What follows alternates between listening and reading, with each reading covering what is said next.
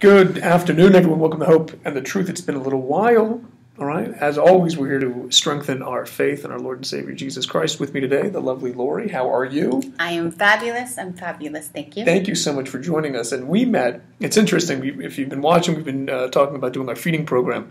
We're working with certain schools in Las Vegas and working with Healing Hearts, which is the other organization that we're going into schools with. Lori came across our path, and it was obviously purpose.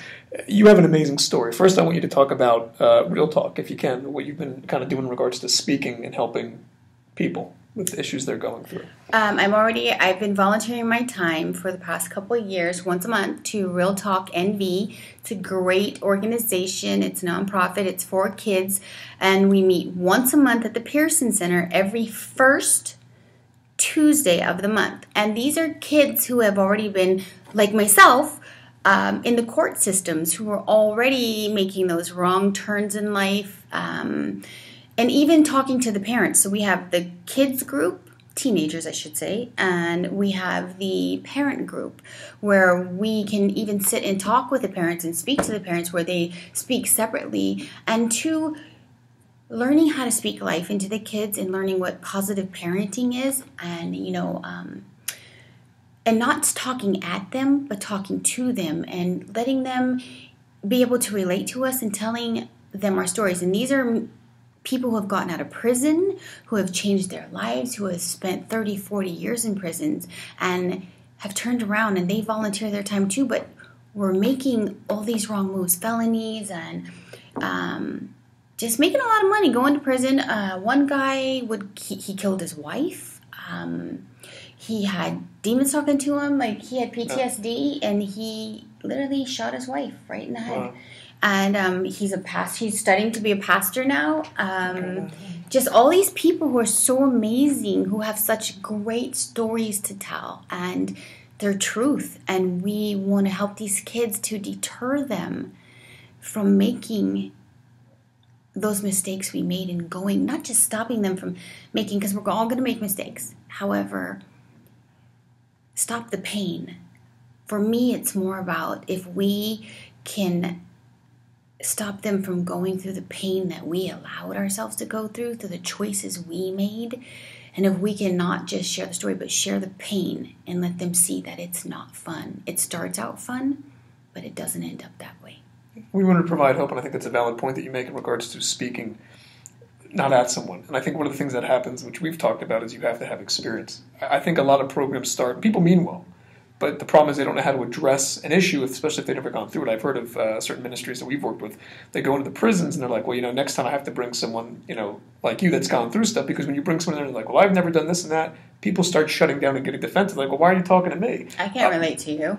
Yeah, it's like, oh no, Jesus saved me from this. And then people go, oh. And then someone starts to see that you're not judging them. And I think that's the key thing, is so many people, they shut down because they feel like they're being judged. When they see that you're not judging, you're actually there for them, not expecting anything in return, just out of love. And they go, okay, now I feel more comfortable, because it's about giving hope. A lot of with the school that we're starting to work with, it's the children that become hopeless at such a young age. And it's like, how can it be at that age? And I go, you don't understand what their daily life is. Because again, the perception of what they're told is not reality. It's just a perception. When you start to see someone else's reality, you go, this stuff's really happening. I think too often people have gotten some kind of make-believe world from the media and movies. And I go, that's not what it's been happening. Yes, it's over time. It's a subtle change when a person's reality starts to get shaped. And even when we give stats about homelessness in youth, and people go, what do you mean? I go, that's Vegas. That's not another country. That's here. And so people are surprised. They don't see what's going on around them. One of the other things I want to talk about, because we do a thing with testimony, I know everyone's sick of hearing my testimony and over again, but if you wouldn't mind sharing a little bit of your testimony of how you found the Lord, of how He saved you. Oh, Lord. Okay. We're going to go through this fast, so keep up. But so when I was a little girl, we were Jehovah's Witnesses, and it's a very controlling religion. And then, my parents were into religion, and nobody taught me about relationship with God. And even, to question anything, just told me, do what you're told. And I was always that kid that I was different. And I was like, why? I want to know why. Why am I supposed to do that? Why? Just shut up and do it. And that's, nobody told me why. And Yeah. if you told, I want to know why. And I'm still that person. Why? Of course. Why? Yeah. Why? How come you can't fix me? I want to know why. So I got bullied at a very young age. It was very different in school. My father adopted me at a very young age. My father's black. My mom was Hispanic. She's my mother, my birth mother. But my mother's family disowned her for marrying a black man back in the early 70s. And so I started to see a lot of hatred and color. I learned certain words from my mom's family. Going to school, being picked on by... I was different from the kids at school. Started getting picked on. It was very painful going to school. Then coming home, I could never make my mom happy.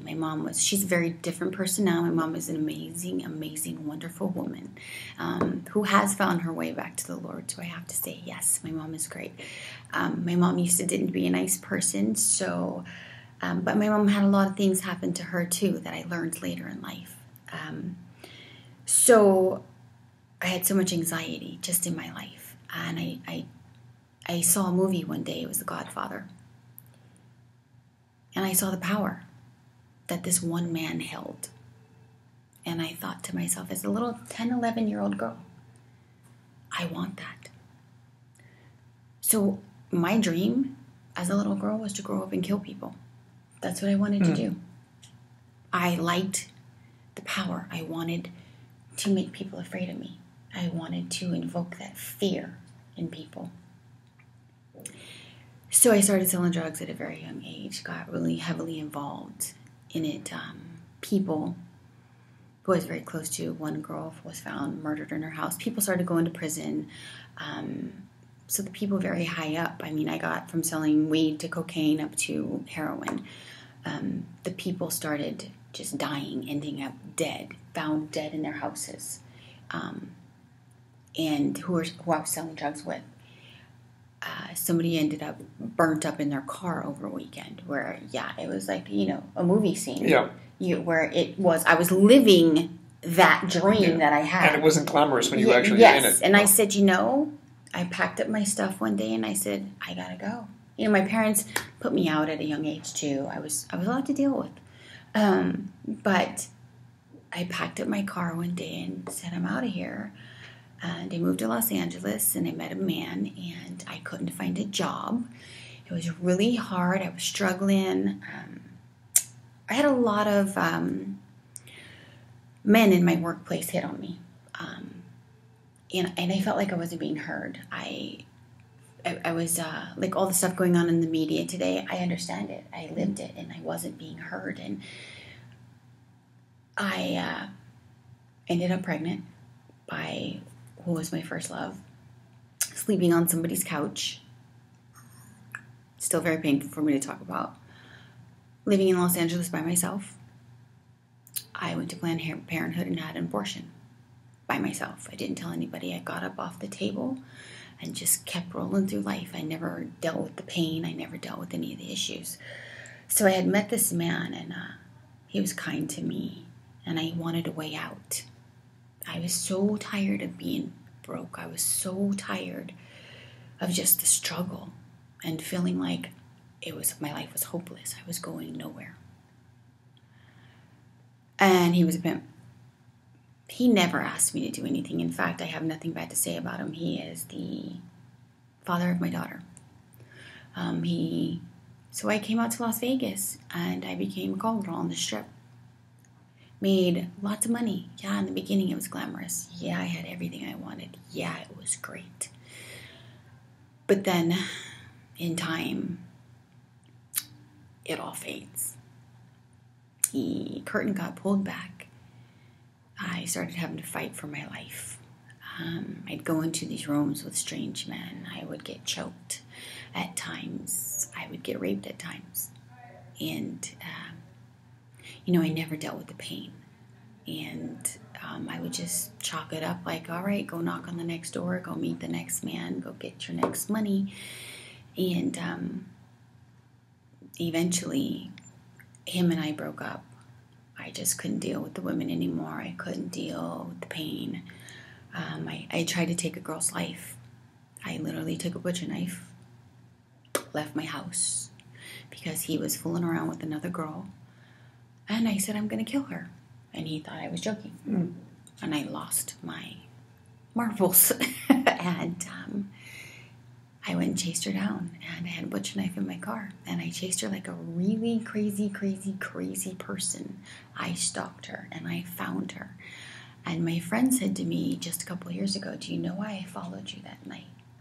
I said, no. She said, because I knew if you caught her, you were going to kill her. So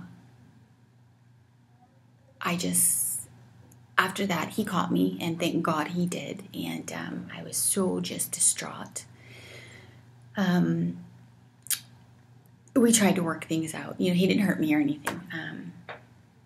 He choked me to make me calm down. He didn't choke me like, he choked me to make me calm down because I was just a raging lunatic with a butcher knife in my hand.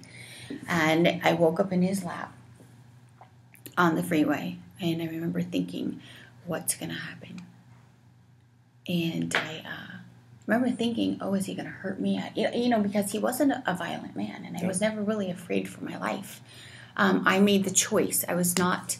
I want to make it very clear, I was not trafficked. I made a choice, and at any point in time, I could leave. And even in the business, I know people, you know, think everybody's abusive and everybody is just, you know, we're all trafficked. We're not. I made a choice, and I could walk away at any point in time, you know.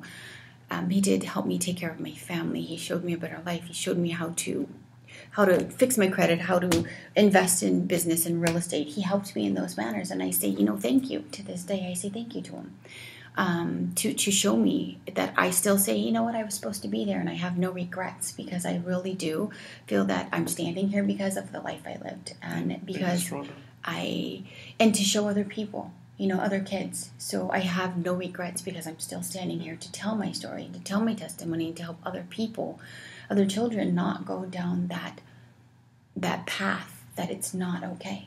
And I think people don't understand when they go through stuff, they're thinking, you know, you hear the world say, well, when you have a great life, you're blessed. When you go through something, you're cursed, and I disagree. We've all gone through something, and when you start realizing you're not here for yourself, we're not here to set a paradise. And so we've gone through stuff to help someone else, to help save someone from walking down that same path. And when you kind of pose the question that way of, would you do that again if you knew you could save one life? And most people would say yes, because you understand, again, it made you, everything is purpose, there's not chance. People hate when they're like, oh, there's no coincidences. I believe that. And so we get put into a position, but it's made us stronger. How do you know that you're still here? That's the key thing. You know, your life, we have a perceived thing of how we think it's going to go. It never goes that way. We always take a left and a right. And then you start realizing God's in control. He's trying to say, listen to what I'm saying. We're like, I know what I'm doing. And then you get humbled over time. I know that happened to me quite often. And then you're saying, I don't know what I'm doing. I see that you want the best for me. I thought I knew what I was doing, but I was just talking to someone earlier. I go, well, how else would you learn unless you walk through it? You could tell someone something all day long. Yeah. And then you realize someone's like, I'm going to pray for you. Because, again, some people have to get lumps on their head first. It just depends on how many lumps that you need. Right. Before you kind of say, Lord, I'm going to do it. I'm tired of bumping my head. Do you remember the point in which you're just like, Jesus, I give up? Oh, yes. I had left him at the age of 35. I was going back to school, becoming a cosmetologist. It was really hard. One foot in the door, one foot out. And, you know, I did have some amazing men I did meet in the business. They were help supporting me so that I could go to school and they could change my life. So these are men who were like, you know what? You know, I don't want anything from you. I just want to help you. Yeah. And I met them in that business. So, you know, people ask me, are you angry at men? I'm like, not at all. Yeah. So I still have a relationship with a few of them, like in a friendly way where they have seen the change, and I thank them for that too. But yes, my father passed away. I'd lost $3.2 million. Lost everything. I could barely even feed myself. I could eat at Taco Bell every 3 days for $3. I had to choose to feed my dogs myself. I had a nice, big, beautiful house, lived in a gated community, a fancy car, but I gave it all back. I still had my house. And I got to the point and I started drinking. And I was trying to get out of the business, so I was a little desperate trying to make money. Got involved with somebody who was a fashion designer and got involved in the industry. And not that they're a bad person anyway, because you know what? That person has changed their life too. So I'm not speaking badly. They've changed their life. We all go through something. Yes. So I didn't do drugs in the business. And my ex, it was not allowed. You couldn't drink. You weren't allowed to do drugs. Like, none of it. So I attribute and I say, like I said, I say thank you to that. But then now I'm off trying to do my thing, doing makeup and hair, getting through school. I had met a man that I fell in love with, and I knew that I had to change my life. And so then I'm hanging out with this woman and start snorting coke. Well, she's doing it, and I'm going, no. But you hang around it long enough. One day I start snorting coke. The next thing you know, I'm popping Xanax. And I was really going through a hard time with my dad dying, my best friend dying, losing the $3 million, just really struggling. So I got to the point where I was just so depressed. My world was just so dark. I decided one day I snorted about 2 8-balls. That's a lot of cocaine. I took about 15 Xanax. And I drank a gallon of vodka straight out of the bottle. And I said, I'm done. I just didn't care anymore. And then I woke up. And it was quite painful. I had a friend pass through. She was driving from LA to Minnesota. And she found me. And I remember her hugging me. And I say, you know what? That was a God moment too. And she found me at my house. And I remember her holding me like a baby, rocking me. And I was in so much pain. Like, I will never forget it. And that's my come to Jesus moment. Yeah. Oh, no. And let me tell you, it was so painful. Coming off all of those drugs, that even my liver, my body has healed itself, but I had to change my life, and I had to surrender. And it isn't easy. It is hard. So when people think, as a baby Christian, when I was first changing my life, and I don't even want to call myself a Christian, I'm just a woman who loves God with all my heart, but they call it a baby in the in the churches, you're a baby Christian. And I was like, it was still not easy. It wasn't. People think when you change your life, it's just going to be great and it's going to be easy and everything is just going to happen now. And no, God shows you what hard work is. Because if I could put the hard work into doing all of that criminal activity and it wasn't for God, and you know what? That all came easy. But what is it they say? Whatever glitters is not gold. Boy, it was not. So I've had a lot of healing to do.